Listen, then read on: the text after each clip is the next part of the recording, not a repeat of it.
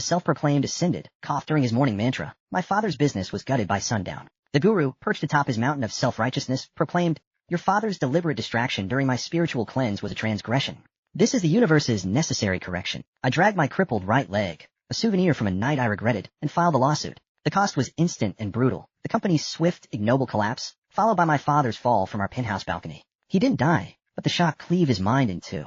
They locked him away in a sterile, padded room. In that raw pit of despair, my wife, Sherry, tossed in the final stick of dynamite. She grabbed my left leg, the good one, and leaned in, her eyes cold as chips of glacier ice. "Drop the suit.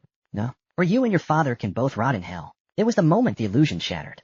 Every cruelty, every loss had been Sherry's carefully orchestrated defense of her spiritual guide. As the crushing weight of betrayal pinned me to the floor, my father's cell phone, which I'd salvaged, suddenly buzzed. On the other end was the voice of my 18-year-old self. "Dad, I finished my last final. You and Mom just keep working. I can walk home myself." That walk home. That was the day I found Sherry being jumped in a dark alley. The day I played hero. The day I earned this mangled right leg. A frantic, electric hope surged through me. I choked out a warning to the past. "Don't save her, do you hear me? Don't save Sherry. For God's sake, I'm begging you." I needed to see it. I needed to know if without my intervention, without my money and protection, she could still ascend to the heights she'd reached, leaving ruin in her wake. 18-year-old Gabe was understandably bewildered. "Sherry who? And who are you? Why do you have my dad's phone?" I fought to keep the desperation from my voice. "It's me. You? The 28-year-old version. Are you kidding me? Give the phone back to my father, or I'm calling the police." The memory of my dad's vacant, institutionalized stare tightened my chest like a garrote wire. "Your father can't talk right now, but I can prove it.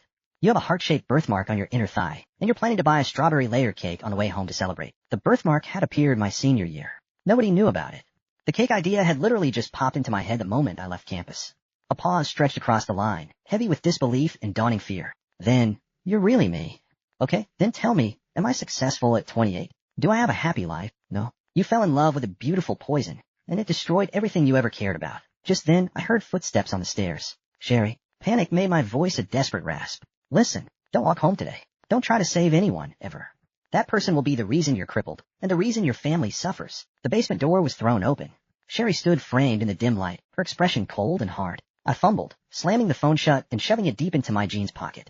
"Who were you talking to?" she demanded, her voice an icy threat. "No one," I ground out. She crossed the room, grabbed my throat, and squeezed, trying to call for help. "I suggest you save yourself the effort of resistance." A second later, her bodyguards dragged me out by the back of my collar and violently dumped me into the room she had converted into my father's makeshift wake. Elias, dressed in flowing linen robes, stood over me, holding a long, flexible switch, a cane fashioned from a slender branch, like a holy weapon.